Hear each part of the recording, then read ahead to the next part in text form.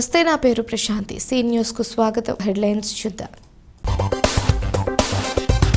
కాకినాడ పోర్టును smuggling hub గా మార్చారు. అధికారులపై డిప్యూటీ సీఎం పవన్ కళ్యాణ్ ఆగ్రహం.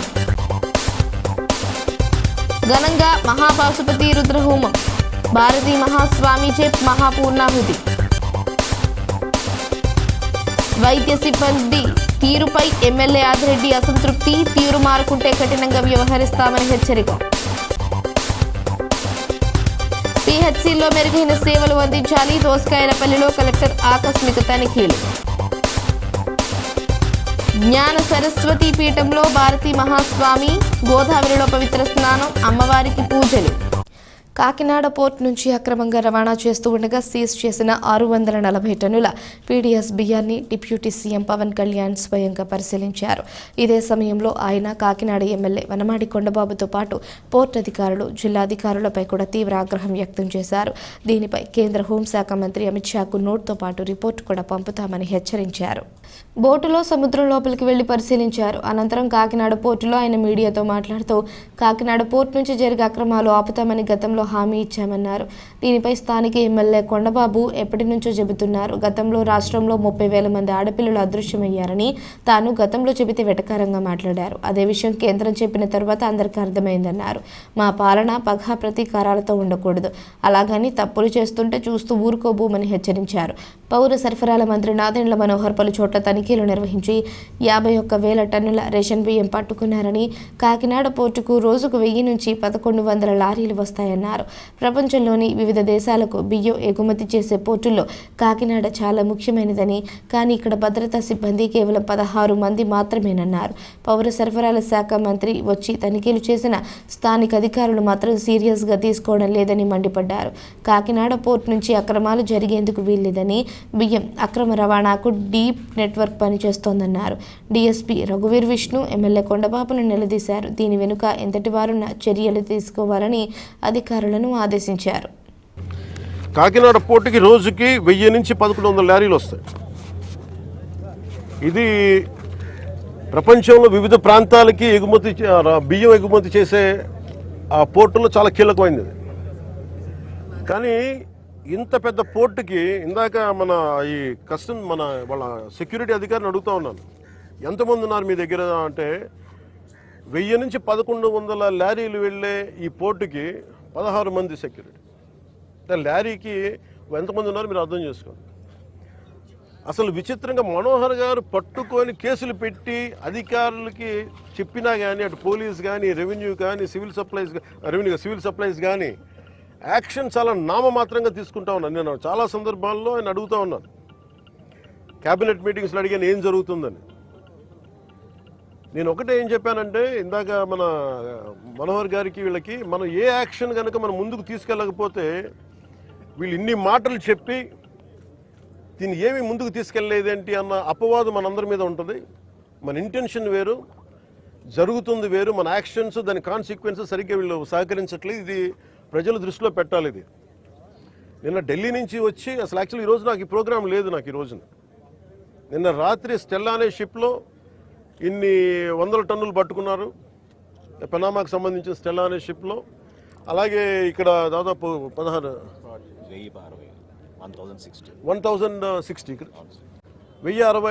మెట్రిక్ టన్నులు ఇక్కడ పట్టుకున్నారు. ఇంత బలంగా సాక్ష్యాధారాలతో దొరికినప్పుడు దీన్ని ఎలా చేయాలని చూస్తే సమస్య ఎక్కడుంది అంటే, ఇది చాలా డీప్ నెట్వర్క్. ఇది నేను వస్తాను అంటే నిన్న రాత్రి కూడా నాకు చాలామంది ఫోన్లు చేసి మెసేజ్లు ఏం పెడతారు, మీరు రావద్దు సార్ ఇక్కడికి అంటారు. మీరు ఎందుకు రాకూడదంటే ఒక 10,000 మంది జీవితాలు అతలాకుతలం అయిపోతాయని. పోర్ట్ అనేది it is meant for exports. Kakinada port కానీ ఏ పోర్ట్ అయినా కానీ అనుమతి ఇచ్చింది ఎక్స్పోర్ట్కి, అంతేగాని స్మగ్లింగ్ కాదు. ఇది ఏమైపోయింది, ఇది అందరికి ఒక ఆలవాలం అయిపోయింది, సోర్స్ ఆఫ్ ఇన్కమ్ అయిపోయింది. కొన్ని వేల కోట్లు దీని నుంచి వెళ్ళిపోతూ ఉన్నాయి. దారుణంగా ఆఫ్రికా దేశాల్లో దీన్ని 70 రూపాయలకి అమ్ముతారు. ఇందులో ఎవ్వరు చేసింది ఏం లేదు. 70 రూపాయలకి 73 రూపాయలకి అమ్ముతారు కేజీ. నాకు నిజంగా అనిపించింది ఏంటంటే, నిజంగా మనం ఈరోజు ప్రధానమంత్రి గారు చేసే ఈ విదేశాంగ విధానంలో మనం 70 రూపాయలు కానీ ఆఫ్రికా దేశాలకి ఇవన్నీ మనకి ఇట్లాంటి తప్పులు జరగకుండా ఉంటే కనీసం 43 రూపాయలకి ఇస్తే మనం దేశ పరపతి పెరుగుద్ది. మనకి అన్యాయంగా అకారణంగా స్మగ్లర్ల చేతిలోకి వెళ్ళిపోతుంది. వీళ్ళకి ఎంత ధైర్యం అంటే వీళ్ళందరికీ కూర్చోబెట్టి కోర్టులకు వెళ్తారు. కోర్టులకు వెళ్ళి నా మీద ఒత్తిడి పెడతా ఉన్నారు.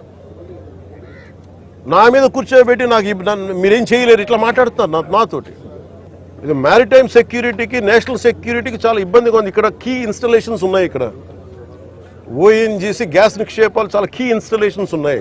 తూర్పుగోదావరి జిల్లా అంతా, ఉమ్మడి తూర్పుగోదావరి జిల్లా అంతా కేజీ బేసిన్ ఉంది. ఒకప్పుడు ఉగ్రవాదులు మనం కూర్చోబెట్టి బాంబేలో పెద్ద నగరాల్లోకి రావాల్సిన అవసరం ఏం లేదు. హైదరాబాద్లో చూసాం, గోకుల్ చాట్ బండార్ లాంటి చోట కూడా వచ్చేసారు. ఇక్కడ వచ్చి ఒక 10 మంది ఉగ్రవాదులు వచ్చి ఎడాపెడిగా కాల్ చేస్తే దిక్కు లేదు. ఇక్కడ వాళ్ళు చనిపోవడానికి సిద్ధంగా ఉంటారు ఉగ్రవాదులు.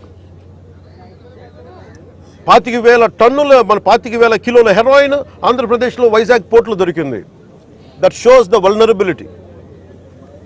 అలాగే మనకి అర్షి ట్రేడింగ్ కంపెనీ అని చెప్పి అది ఇక్కడ విజయవాడలో ఉన్నది, అటు వెళ్ళిపోయింది. అలాగే నా దృష్టికి 2 పేర్లు వచ్చింది. ఒకటి అలీషా అనే పేరు చాలా పదే వినిపిస్తూ ఉంది. నాకు అర్థం కాదు ఎవరు అలీషా ఎవరు అని. అలాగే ఇందాక చూస్తే దాదాపు 16 కంపెనీలు ఉన్నాయి. ఇందాక మనకి కొండబాబు గారు కూడా నేను ఒకటే చెప్తా ఉన్నాను, మనోహర్ గారికి కానీ సుధీర్ గారికి కానీ మేమందరం కూర్చోబెట్టి ఇందాక మనం బోట్లు వెళ్తాం మాట్లాడుకున్నట్టు it is not about one individual. Smuggling అలవాటు అయిన వాళ్ళు క్రిమినల్ యాక్టివిటీస్కి అలవాలం అయిపోతే tomorrow it will be RDX, tomorrow it will be weapons, tomorrow it will pose as a great threat for national security. Shri Sringeri Sharada పీఠాధిపతి జగద్గురు విధుశేఖర భారతి మహాస్వామి వారి ధర్మ విజయ యాత్రలో భాగంగా రాజమహేంద్రవరంలో మేనేజింగ్ ట్రస్టీ విశ్వనాథం భాస్కర్ రామ్ సారథ్యంతో నిర్వహిస్తున్న శ్రీ విరించి వానప్రస్థ ఆశ్రమాన్ని జగద్గురువులు శుక్రవారం సందర్శించారు. విరించి వానప్రస్థ ఆశ్రమం ద్వారా అందిస్తున్న సేవలను ప్రశంసించారు. స్వామీజీకి విశ్వనాథం భాస్కర్ రామ్, మద్దూరి శివసుబ్బారావు, వక్కలంక శ్రీరామచంద్రమూర్తి, మద్దూరి శివరామ శశిభూషణ్, వేదుల శేషగిరి వరప్రసాద్, గౌతమి నేత్రాలయం సీఈఓ వి విజయ్ కుమార్, వైద్యుడు శ్రీనివాసరెడ్డి, డాక్టర్ పోలప్రగడ రవికుమార్ తదితరులు ఘనంగా స్వాగతం పలికారు. అర్చకులు పూర్ణ కుంభంతో స్వాగతం పలికారు. ఇక్కడ జరిగిన గురువు వందన సభలో స్వామీజీ అనుగ్రహ భాషణం చేశారు. విద్యార్థులకు చిన్ననాటి నుంచి దైవచింతన పట్ల ఆసక్తి కల్పించాలన్నారు. పెద్దయ్యాక భక్తి ఎలాగో వంట పడుతుందని, అయితే చిన్ననాటి నుంచి దేవుడిపై శ్రద్ధ పెంచాలని సూచించారు. దైవ చింతనకు ప్రతి ఒక్కరూ దైవ చింతనకు సమయం కేటాయించాల్సిందేనన్నారు. శంకరమఠం ఆధ్వర్యంలో నిర్వహిస్తోన్న ఈ ఆశ్రమానికి అవసరమైన సహాయ సహకారాలు అందిస్తామన్నారు. లోటుపాట్లు తమ దృష్టికి తెస్తే మరింతగా అభివృద్ధి చేసేందుకు ప్రయత్నిస్తామని తెలిపారు. గౌతమి నేత్రాలయం ఆధ్వర్యంలో నిర్మాణంలో ఉన్న ఆసుపత్రి భవనం త్వరితగతిన పూర్తి కావాలని ఆకాంక్షించారు.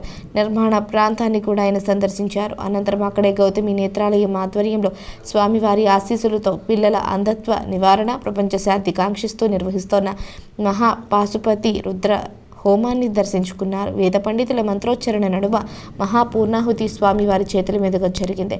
అక్కడ జరిగిన నేత్ర వైద్య శిబిరాన్ని స్వామీజీ సందర్శించారు. చిన్నారులకు ఆశీర్వచనం అందజేశారు. భక్తులు భారీగా తరలి వచ్చారు. ఆరోగ్య కేంద్రాలకు వచ్చే రోగులకు మెరుగైన వైద్య సేవలు అందించకపోయినా వారి పట్ల నిర్లక్ష్యంగా వ్యవహరించిన కఠిన చర్యలు తప్పవని రాజమండ్రి సిటీ ఎమ్మెల్యే ఆదిరెడ్డి శ్రీనివాస్ హెచ్చరించారు.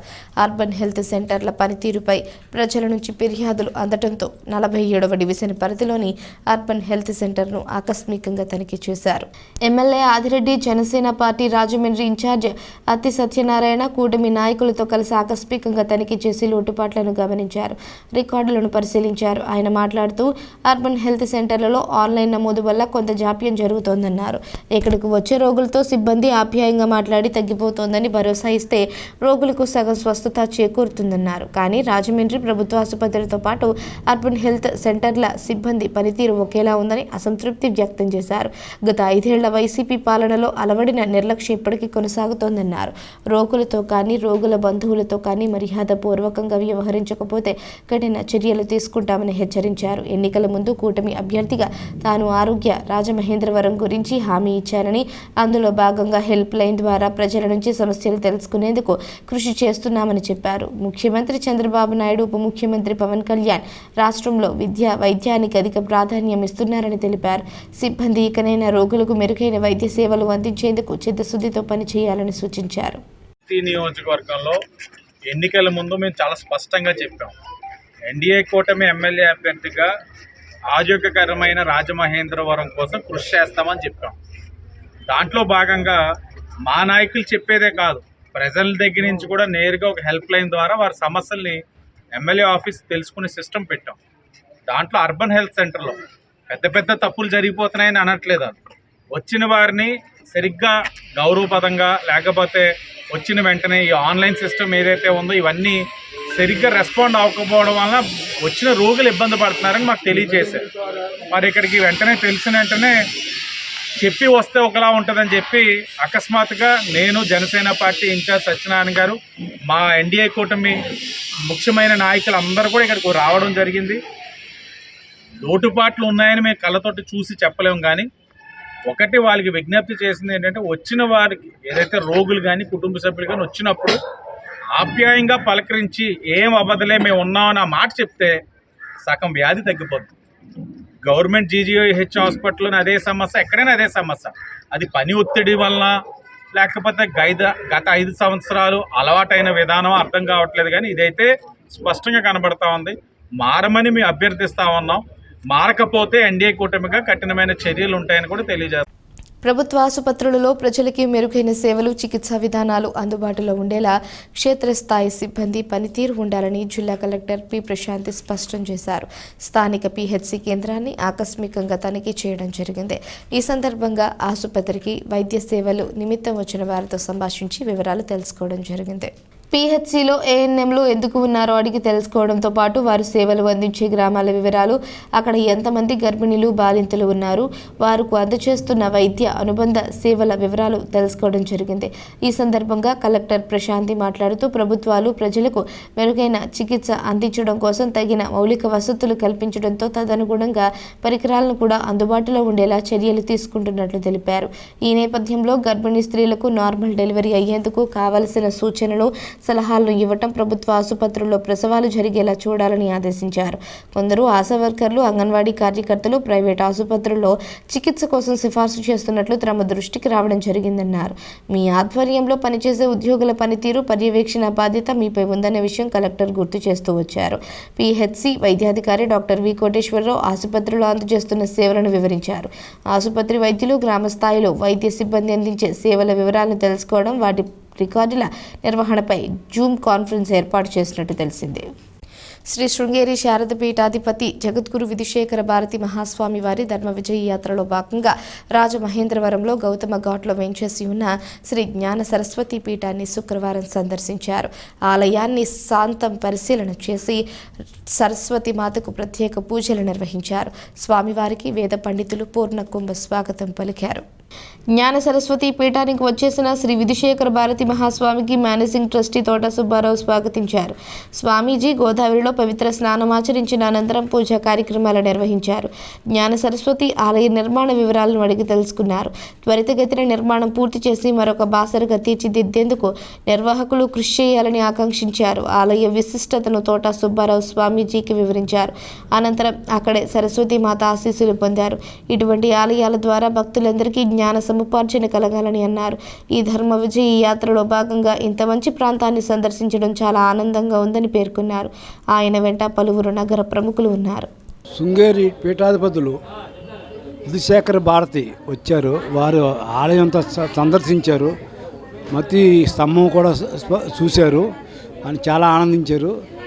ఈ రానున్న రోజుల్లో ఆలయం చాలా గొప్ప కట్టారు. రానున్న తరాలకు ఉపయోగపడేలా కట్టారు. చాలా ఆనందించారు. తెలుగులో 56 అధిష్టాన దేవత, ఒక దేవతల యొక్క రూపాలు, అటు ఒక వర్ణన ఆగమ శాస్త్ర ప్రకారంగా చేసాము. చూసి చాలా ఆనందించారు. అలాగే ఆలయ ఆల్బమ్ కూడా చూశారు, చాలా ఆనందించారు. విగ్రహాలు, మార్బుల్ విగ్రహాలు కూడా చూశారు. కృష్ణశిల అమ్మవారి విగ్రహాలు కూడా చూసి చాలా చాలా ఆనందపడ్డారు. ఈ ఆలయం చాలా అమోఘమైన రాను రోజుల్లో చరిత్ర ఉంటుంది. ఈ చరిత్రకి అందరూకి ఉపయోగపడద్దనే ఉద్దేశంతో ఈ ఆలయం నిర్మాణం చేశారు. ఈ ఆలయం చాలా చాలా ఆనందపడ్డారు. ఓం శ్రీమాత్రే నమః. బులెటిన్లో షార్ట్ బ్రేక్. శ్రీ వల్లి సుబ్రహ్మణ్యేశ్వర స్వామివారి షష్ఠి మహోత్సవాలు 7/12/2024 స్థిరవారం నుండి 11/12/2024 బుధవారం వరకు జరగను. స్వామివారి కళ్యాణం 6/12/2024 శుక్రవారం రాత్రి 6:30 శ్రీ ఇసుకపల్లి సుబ్రహ్మణ్యం శ్రీమతి పద్మిని కుమారి దంపతులచే శాస్త్రోక్తంగా జరపబడును. స్వామివారి రుద్రాభిషేకం 6/12/2024 శుక్రవారం రాత్రి 2:30 తెల్లవారితే స్థిరవారం స్వామివారికి రుద్రాభిషేకం జరపబడును. అనంతరం అనగా 7/12/2024 స్థిరవారం ఉదయం 5 గంటల నుండి స్వామివారి దర్శనం ఇవ్వబడును. ఆలయ వంశపారంపర్య ధర్మకర్త శ్రీ ఇసుకపల్లి సుబ్రహ్మణ్యం గురుస్వామి 39వ సంవత్సరం శబరిమల యాత్ర సందర్భంగా 7వ తేదీ సాయంత్రం సుబ్రహ్మణ్యేశ్వర స్వామివారి ఆలయం వద్ద అయ్యప్ప స్వామి మహాపడిపూజ మహోత్సవం జరుగును. కార్యక్రమాలు 7/12/2024 నుండి 11/12/2024 వరకు ప్రతిరోజు అభిషేకాలు, పూజలు మరియు సాంస్కృతిక కార్యక్రమాలు జరుగును. 14/12/2024 స్థిరవారం మహా అన్నదాన కార్యక్రమం జరుగును. Welcome back to news. ప్రజలను కార్పొరేట్ దోపిడీ, భూస్వామ్య పెత్తనం, కేంద్ర రాష్ట్ర ప్రభుత్వాల నిరంకుశ విధానాలను ప్రతిఘటిస్తూ ప్రాణాలను అర్పించిన విప్లవకారుల ఆశయాలను సాధించే మార్గంలో ప్రజలను సన్నద్ధం చేయడం కోసమే నవంబర్ మాసమంతా ఉమ్మడి తూర్పుగోదావరి జిల్లాలో గ్రామాన అమరవీరుల సంస్మరణ సభలను నిర్వహించడం జరుగుతోందని ఆంధ్రప్రదేశ్ రైతు కూలీ సంఘం రాష్ట్ర ప్రధాన కార్యదర్శి కర్ణాకుల వీరాంజనేయులు తెలిపారు. స్థానిక గోకవరం బస్టాండ్ వద్ద ఉన్న అంబేద్కర్ భవన్లో పీడీఎస్యు విజృంభణ జిల్లా కార్యదర్శి శ్రీకాంత్ అధ్యక్షతన జరిగిన అమరవీరుల సంస్మరణ సభకు ముఖ్య అతిథిగా హాజరైన వీరాంజనేయులు మాట్లాడుతూ బ్రిటిష్ వలన పాలన నుంచి భారతదేశాన్ని ప్రజలను విముక్తి చేయడానికి ఝాన్సీ లక్ష్మీబాయి, భగత్ సింగ్, అల్లూరి సీతారామరాజు, కొమరం భీం, ద్వారబంధాల చంద్రయ్య తదితరులు పోరాడి ప్రాణాలు అర్పించారన్నారు. ప్రజలందరికీ కూడు, గూడు, విద్య, ఆరోగ్యం లభించడం లేదన్నారు. ప్రపంచ జనాభాలో 2వ స్థానంలో ఉన్న భారతదేశం ప్రజల అభివృద్ధిలో 112 స్థానంలో ఉందన్నారు. మోడీ ప్రభుత్వం ప్రజల అసంతృప్తిని పక్కదోవ పట్టించడానికి మతతత్వం, ముస్లిం వ్యతిరేకతను రెచ్చగొడుతోందన్నారు. కేంద్ర ప్రభుత్వం పెత్తనానికి వ్యతిరేకంగా ఉద్భవించిన జాతీయ పార్టీ లౌకిక పార్టీ అయిన తెలుగుదేశం కేంద్రంలోని బీజేపీతో కూటమి కట్టి చంద్రబాబు ప్రజల నమ్మకాన్ని వమ్ము చేశారన్నారు. 100 రోజుల పాలన ప్రజల సమస్యల మీద ఒక్క అడుగు కూడా పడలేదన్నారు. రాష్ట్ర నాయకులు కొండా దుర్గారావు, జిల్లా ప్రధాన కార్యదర్శి బి రమేష్, మడికి సత్యం, డి సురేష్, పీడీఎస్యు రాష్ట్ర కార్యదర్శి కడితి సతీష్, మహిళా సంఘ నాయకురాలు నిరీక్షణ, డాన్ శ్రీను తదితరులు పాల్గొన్నారు. ఆంధ్రప్రదేశ్ రైతు కూలీ సంఘం రాష్ట్ర ప్రధాన కార్యదర్శి కర్ణాకుల వీరాంజనేయులు మాట్లాడుతున్నాను. ప్రధానంగా ఈ నవంబర్ ఏదైతే ఉందో, ఈ నవంబర్లో వందల మంది పూటకపు ఎన్కౌంటర్లో అనారోగ్యంతో చనిపోయారు. చండపొల్లారెడ్డి, తర్మల్లాగిరెడ్డి, చారుమోజుందాల్ లాంటి వ్యక్తులు, రంగవల్లి లాంటి వ్యక్తులు, అలాగే ఇక్కడ మా మోతా వెంకటరావు గారు కూడా, ఏఎఫ్టీయూ రాష్ట్ర కార్యదర్శి గారు కూడా అనారోగ్యంతో చనిపోయారు. ఆ వీరులందరికీ కూడా ఈ నెలంతా కూడా దాదాపు 30-40 సభలు పెట్టి ఏ భూమి కోసం, ఏ ముక్తి కోసం, ఏ కార్మిక హక్కుల కోసం మీరు ప్రాణాలు త్యాగం చేశారో మీ త్యాగాలను వృధా కానివ్వం, మీ త్యాగాలను మా భుజాలను ఎంచుకుని మోద్దాం అంటూ దాంతో దేశవ్యాప్తంగా కూడా వాళ్ళు ఏ భూమి కోసం, ముక్తి కోసం, ఈ దేశ విముక్తి కోసం ఏదైతే ప్రపంచ బ్యాంకు, ఈ కేంద్ర ప్రభుత్వం ఈ ఖనిజ సంపదలను మట్టి మాఫియాలకు వ్యతిరేకంగా పోరాడి బోటకప్పు ఎన్కౌంటర్లో చనిపోయారో వారు త్యాగాలు కొన్నాటమే. ఈ రాజమండ్రిలో ప్రధానంగా ఈవేళ సభ పెట్టడానికి కారణం ఏంటంటే ఈ అమరులను గుర్తించుకుని వారి త్యాగాలను నెమరవేసుకుని మీ త్యాగాలను మేము వృధా కానివ్వం, మా జబ్బల మీద వేసుకుని మోసుకుని వెళ్తామని చెప్పడం కోసం ఈ సభ. ప్రతి ఇంటికి ఈరోజు 100 నుంచి 500 వరకు కరెంటు బిల్లు ఎందుకు పెరిగిందంటే ఇందువల్లనే కారణం. కాబట్టి ఇలాంటి లంచగొండి, దగాకోరు, దోపిడీ వ్యవస్థలకు వ్యతిరేకంగా, అలాగే మోడీ గారు తెల్లారులేస్తే ముస్లిం వ్యతిరేకత, మత సామరస్యానికి విచ్ఛిన్నం చేసేటువంటి చర్యలతో ఆయన రేగిపోతున్నాడు. మన రాష్ట్రంలో ప్రాంతీయ పార్టీ ఉంది. ఇది కేంద్రానికి వ్యతిరేకంగా పుట్టినటువంటి ఎన్టీ రామారావు గారు తీసుకొచ్చినటువంటి ప్రాంతీయ పార్టీ. కానీ ఈరోజు అదే కేంద్రంలో ఉన్నటువంటి మతతత్వ కేంద్రంలో ఉన్నటువంటి పార్టీతో చంద్రబాబు నాయుడు గారు అలయన్స్ పెట్టుకున్నాడు. ఈ రకంగా ప్రజల యొక్క సమస్యలకి పెంచడం తప్ప వీళ్ళ సమస్యలు పరిష్కరించే వైపుగా పేదరికం పోగొట్టే విధంగా ప్రజలందరికీ కూడు గుడ్డ నీడ భూమి లభించే విధంగా ఇక్కడ విధానాలు లేవు. అందువలనే దీనికి వ్యతిరేకంగా, ఈ దోపిడీ దగాలకు వ్యతిరేకంగా గత 60 సంవత్సరాలుగా నక్సల్బరీ నుంచి శ్రీకాకుళం గోదావరి లోయల్లో పోరాడుతున్నారు. ఆ పోరాటంలో అనేక మంది, వేల మంది, కామ్రేడ్ చంద్ర పుల్లారెడ్డి మొదలుకొని, రంగవల్లి గారు మొదలుకొని అనేక మంది ప్రాణాలు అర్పించారు. ఈ పోరాటాలని కొనసాగించాలి, ఈ దేశాన్ని విముక్తి చేయాలి, ఈ దేశంలో నూతన ప్రజాస్వామ్య విప్లవం సాధించాలనే లక్ష్యంతోనే ఈరోజు ఇక్కడ ఈ అమరవీరుల సభని మేము నిర్వహిస్తున్నాం. బడుగు బలహీన వర్గాల హక్కుల కోసం పోరాడిన మహనీయులని జ్యోతిరావు పూలే అని జాయింట్ కలెక్టర్ ఎస్ చిన్నరాముడు పేర్కొన్నారు. స్థానిక జిల్లా కలెక్టర్ కార్యాలయం ముఖద్వారం వద్ద జ్యోతిరావు పూలే వర్ధంతి సందర్భంగా ఏర్పాటు చేసిన కార్యక్రమంలో జేసీ చిన్నరాముడు, డిఆర్ఓ సీతారామమూర్తితో కలిసి జ్యోతిరావు పూలే చిత్రపటానికి పూలమాలలు వేసి ఘనంగా నివాళులర్పించారు. ఈ సందర్భంగా ఆయన మాట్లాడుతూ జ్యోతిరావు పూలే బడుగు బలహీన వర్గాల అభ్యున్నతికి, వారి హక్కుల కోసం పోరాటం చేసిన మహనీయులన్నారు. విద్య, సామాజిక సంస్కరణలు ఆయన ఆశయాలను కొనసాగించాలని కోరారు. జిల్లా రెవెన్యూ అధికారి టి సీతారామమూర్తి మాట్లాడుతూ జ్యోతిరావు పూలే భారతదేశంలో మహిళా విద్యకు మార్గదర్శకుడని, తన జీవితాంతం బాలికల విద్య కోసం పోరాడారన్నారు. అవాక్యులైన పిల్లల కోసం అనాథాశ్రమాన్ని ప్రారంభించి సమాజాభివృద్ధికి కృషి చేశారన్నారు. ఈ కార్యక్రమంలో గిరిజన సంక్షేమ శాఖ అధికారి కెఎన్ జ్యోతి, బీసీ సంక్షేమ శాఖ అధికారి సత్యరమేష్, జిల్లా అధికారులు, కలెక్టరేట్ సిబ్బంది తదితరులు పాల్గొన్నారు.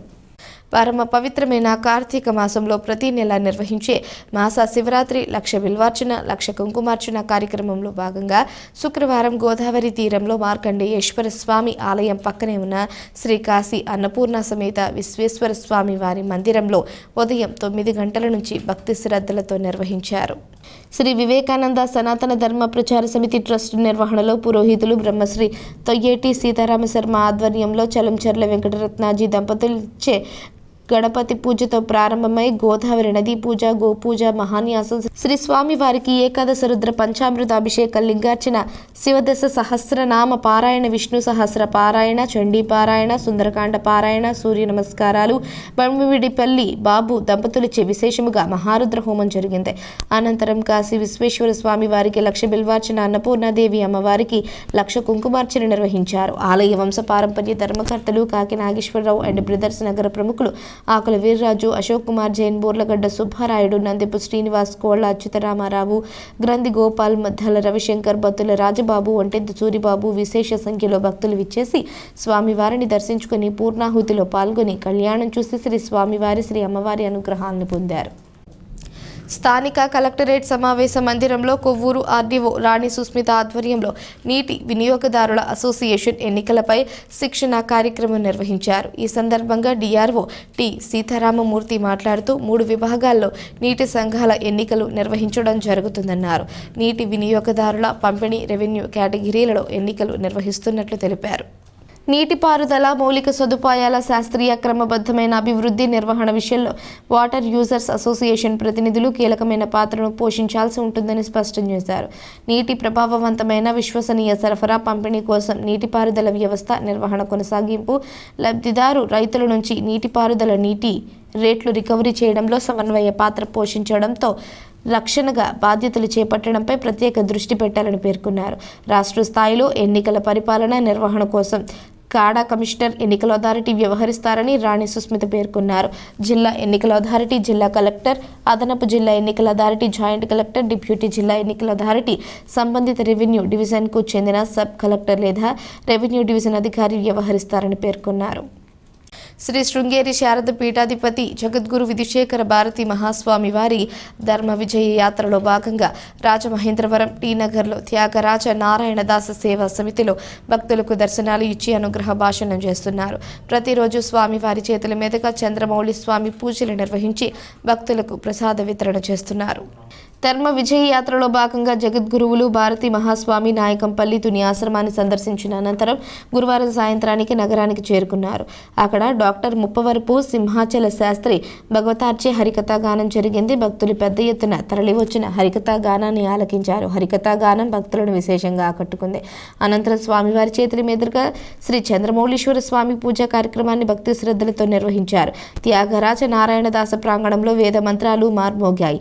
స్వామీజీ రాకతో గోదావరి తీరం పులకించిపోయింది. భక్తజనం భారీగా తరలి వచ్చి స్వామివారిని దర్శించుకుని ఆశీర్వచనాలు పొందుతున్నారు. తూర్పుగోదావరి జిల్లా ఎస్పీ డి నరసింహకిషోర్ భారతి మహాస్వామిని దర్శించుకుని ఆశీర్వచనం పొందారు. అనంతరం భక్తులకు ప్రసాద వితరణ చేశారు. కన్వీనర్లు విశ్వనాథం భాస్కర్ రామ్, ధర్మాధికారి వేధూరి బాలాజీ తదితరులు పాల్గొన్నారు.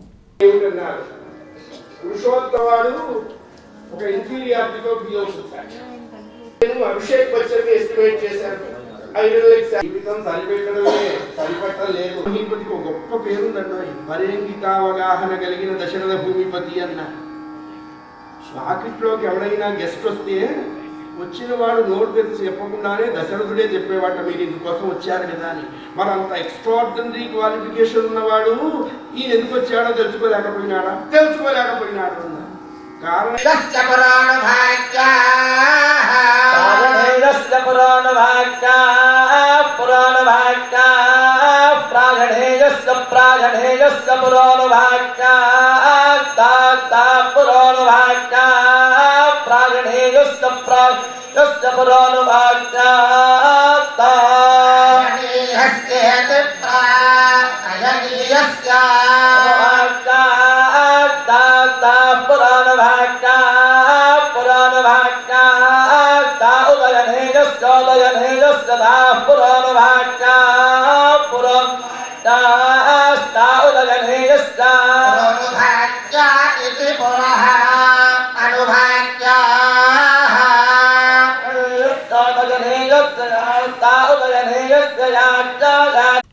జిల్లా వ్యాప్తంగా పలు ప్రాంతాల్లో డ్రోన్ ద్వారా సర్వే చేపట్టి అక్రమంగా నిల్వ ఉంచిన బెల్లం ఊటను గుర్తించి ధ్వంసం చేయడం జరిగిందని జిల్లా ప్రొవిషన్ అండ్ ఎక్సైజ్ అధికారి సిహెచ్ లావణ్య తెలియజేశారు. డ్రోన్ సాంకేతిక పరిజ్ఞానాన్ని ఉపయోగించి ఈ దాడులు నిర్వహించామని, సారా తయారీకి సిద్ధంగా ఉన్న 3000 లీటర్ల బెల్లపు ఊటను ధ్వంసం చేశామన్నారు. రాజమహేంద్రవరం ఎన్ఫోర్స్మెంట్ అధికారులు prohibition and excise north south station పరిధిలోని బృందాలతో కలిసి గోంగూర లంక, వెంకటనగర లంక, పిచుకల్ లంక, బొబ్బిల్ లంక వద్ద డ్రోన్ ఉపయోగించి సంయుక్త దాడులు నిర్వహించామని తెలిపారు. ఉత్తర మరియు దక్షిణ స్టేషన్ పరిమితుల్లో 1800 లీటర్లు 150 కిలోల నల్లబెల్లం స్వాధీనం చేసుకున్నామన్నారు. అదేవిధంగా దేవరపల్లి స్టేషన్ పరిధిలో 1200 లీటర్ల బెల్లం ఓటను గుర్తించి ధ్వంసం చేశామన్నారు. జిల్లాల్లో ఎక్కడైనా బెల్లం ఓట నిల్వలు ఉంటే సమాచారం అందించి సహకరించాలని, అటువంటి వారి వివరాలు గోప్యంగా ఉంచడం జరుగుతుందని పేర్కొన్నారు. వార్తలు ముగించే ముందు హెడ్లైన్స్ మరోసారి. కాకినాడ పోర్టును స్మగ్లింగ్ హబ్గా మార్చారు. అధికారులపై డిప్యూటీ సీఎం పవన్ కళ్యాణ్ ఆగ్రహం. ఘనంగా మహాపాశుపతి రుద్రహోమం. భారతీ మహాస్వామిచే మహాపూర్ణాహుతి. వైద్య సిబ్బంది తీరుపై ఎమ్మెల్యే ఆదిరెడ్డి అసంతృప్తి. తీరు మారుకుంటే కఠినంగా వ్యవహరిస్తామని హెచ్చరిక. పిహెచ్సిలో మెరుగైన సేవలు అందించాలి. దోసకాయలపల్లిలో కలెక్టర్ ఆకస్మిక తనిఖీలు. జ్ఞాన సరస్వతి పీఠంలో భారతీ మహాస్వామి, గోదావరిలో పవిత్ర స్నానం, అమ్మవారికి పూజలు. ఈ వార్తలు ఇంతటితో సమాప్తం. తిరిగి ప్రసారమయ్యే సీ న్యూస్లో మళ్ళీ కలుసుకుందాం. అంతవరకు సెలవు. నమస్కారం.